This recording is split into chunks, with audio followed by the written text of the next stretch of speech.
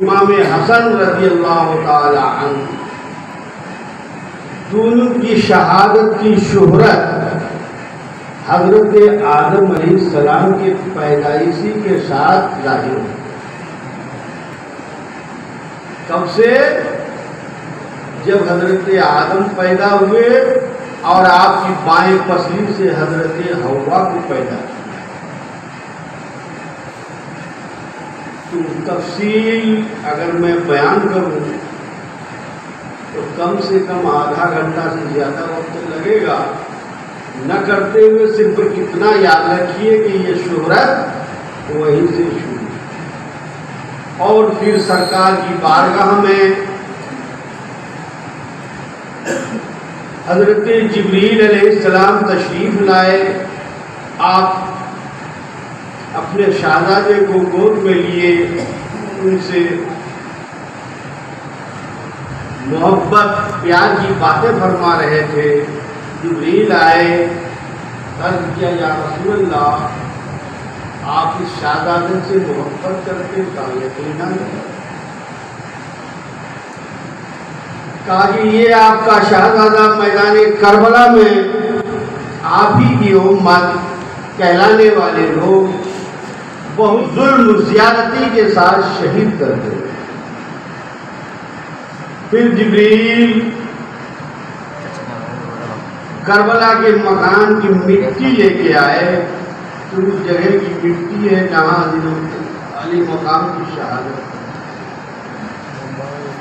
حضور نے اس مٹی کو حضرت ام سلمہ کے حوالے،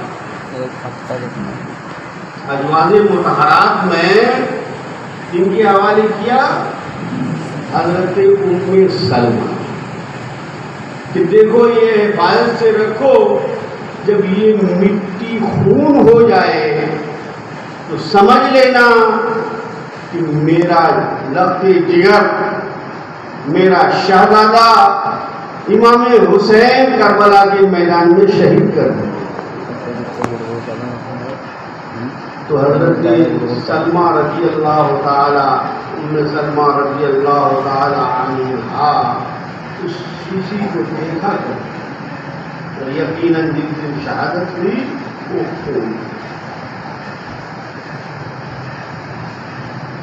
سوال یہ کہ ازواج مطہرات تو سرکار کے اور بھی تھے، لیکن حضرت ام سلمہ ہی کو وہ مٹی کیوں عطا؟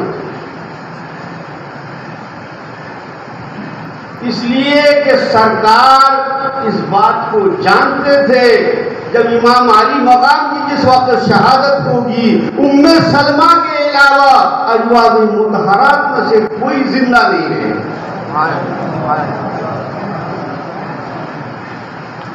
اس لیے سرکار نے وہ مٹی حضرت ام سلمہ۔ مختصر یہ واقعات آپ ہمیشہ سنتے رہے ہیں اور آج بھی سنیں اور بھی سنیں گے، ہمیشہ سنتے ہیں۔ ایک بات بتا دوں،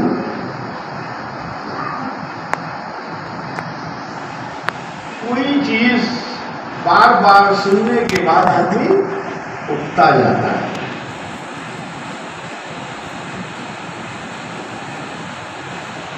روز وہی بات کر رہے اور وہی اکتا جاتا ہے، لیکن کچھ چیزیں ایسی ہیں روزانہ استعمال کرنے کے بعد بھی اکتاہٹ نہیں ہوتی۔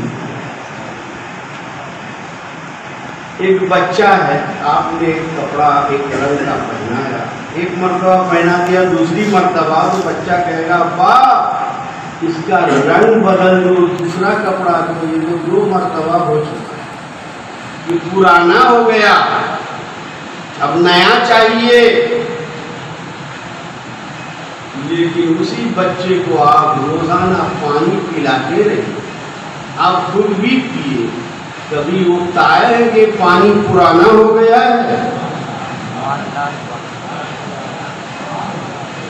نیا پانی چاہیے۔ تو آپ واقعات محرم اور ان ایام میں ہر طرح سے سنتے رہتے ہیں.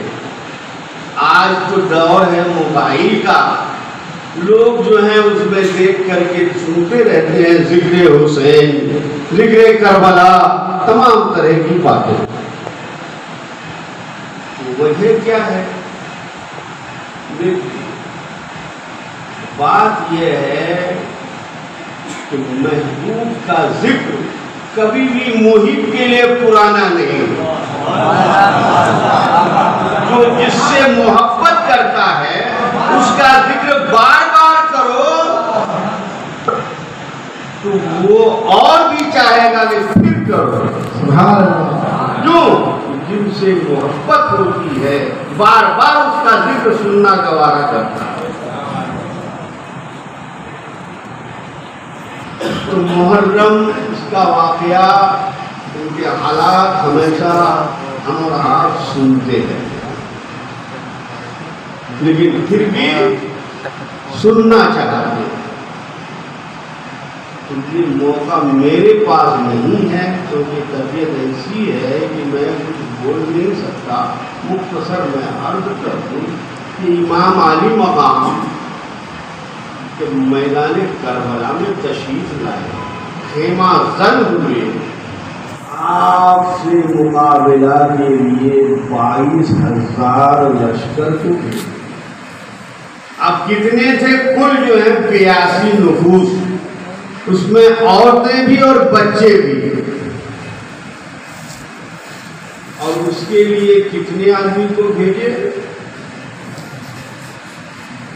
22,000 اسلحوں کے ساتھ. تو آخر کیا سمجھ کے بھیجا؟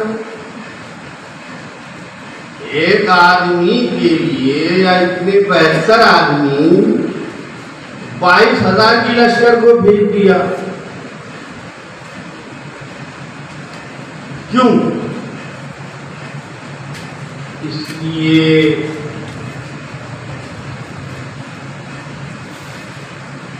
کہ عبید اللہ ابن زیاد سمجھتا تھا ہم کو جس سے مقابلہ کرنا ہے یہ کون ہے؟ حیدر کرار کے صاحبزادے جنہوں نے خیبر کا قلعہ، اس کا پھاٹک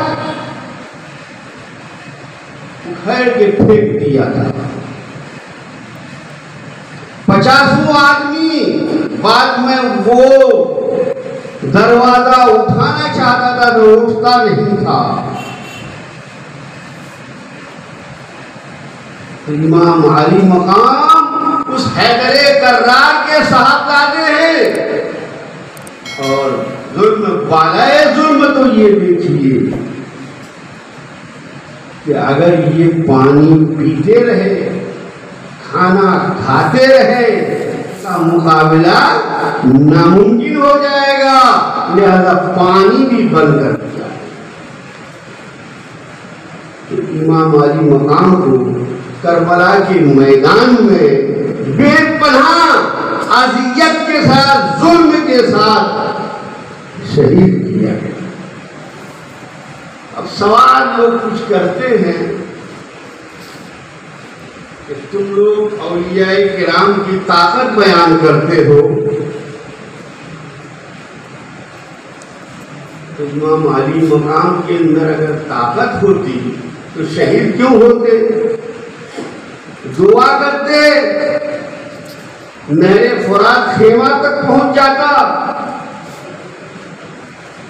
دعا کرتے تو آسمان سے فرشتے آتے. اور ایک بات یہ کہ ظلم کی انتہا، جانتے کہ ظلم کی یہ انتہا تھی. آپ کے سامنے، نگاہوں کے سامنے آپ کے شہزادے، چھوٹے چھوٹے بچے، امام علی اصغر کو بھی شہید کر دیا گیا. لیکن آپ صبر کرتے رہے. آخر سب شہید ہو گئے، اب امام علی مقام رہ گئے۔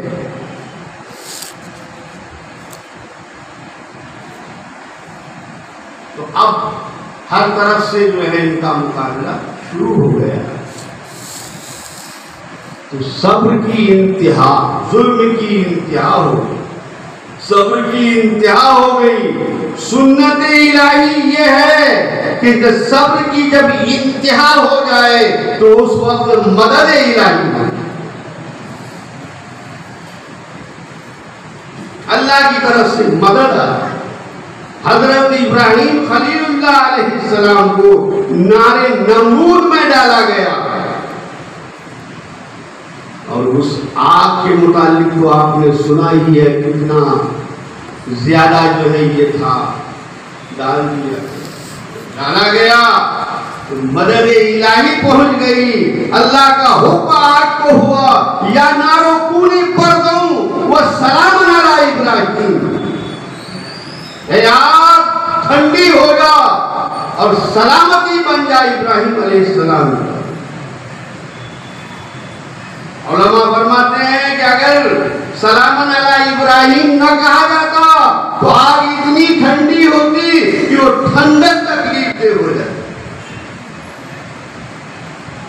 جہاں بھی دیکھیے سب اسی وقت کی انتہا جب ہوتی ہے تو اللہ کی مدد آئی، لیکن کربلا کے میدان میں ظلم زیادتی کی انتہا ہوئی، لیکن اللہ کی طرف سے کوئی مدد نہیں ہے۔ امام علی مقام نے یہ دعا نہیں فرمایا۔ آپ نے سنا کہ ابتدائی سے مشہور کہ امام علی مقام میدان کربلا میں شہید کیے جائیں گے، تو سرکار نے بھی دعا نہیں فرمایا۔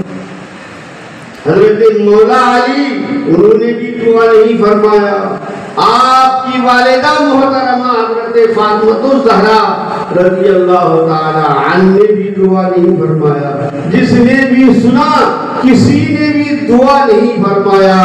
دعا فرمایا یہی فرمایا، اللہ حسین کو صبر دینا، ان کو ہمت دینا۔ سب کی دعا یہی تھی، کیوں؟ یہ امتحان، آپ گئے امتحان حال میں، کوئی آپ کی وہاں مدد کر دے، کچھ بتا دے تو کیا حال ہوگا آپ کی امتحان کا؟ بولیے، پاس کر دیے جائیں گے کہ فیل؟ پاس، اللہ پکڑ لے گا تو باہر کر دے گا، پاس کر دیا جائے گا۔ کسی نے بتا دیا یہ دیکھو تو اس کو باہر کر دیا جائے گا، امتحان حال سے اٹھا دیا جائے گا۔ تو یہ امتحان کا مقام ہے۔ سب نے استقامت و صبر کی دعا کی، کسی نے بچنے کی دعا نہیں کی۔ اب ایک دوسرا سوال یہ ہے کہ امام علی مقام ہی کا دشمن تھا یزید، انہی کو چاہتا تھا کہ بیعت کر لے، بیعت نہ کرے تو ان کا خاتمہ کر دو، یہی تھا نا۔ تو پھر امام علی مقام وہاں اپنے اہل و عیال، بچے بیوی سب کو لے کے کیوں گئے؟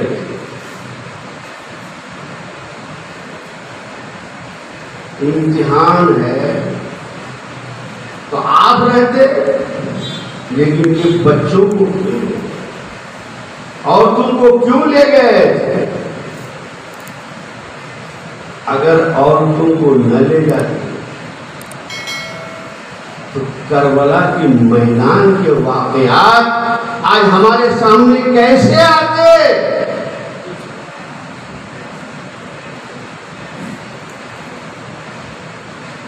اور کمال امتحان میں کیا ہے کہ سب لڑ جائے۔ قرآن کی آیت ہے وَلَنَبْلُوَنَّكُمْ بِشَيْءٍ من الخوف والجوع ونقص من الاموال والانفس والثمرات بشر الصابرين الذين اذا اصابتهم قالوا انا لله وانا اليه راجعون. اس آیت کریمہ کی تفسیر امام عالم نے عملاً کربلا کے میدان میں پیش کرنا ہے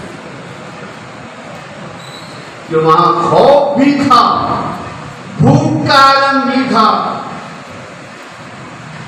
اور جان و مال اولاد سب کی کمی بھی ہوئی.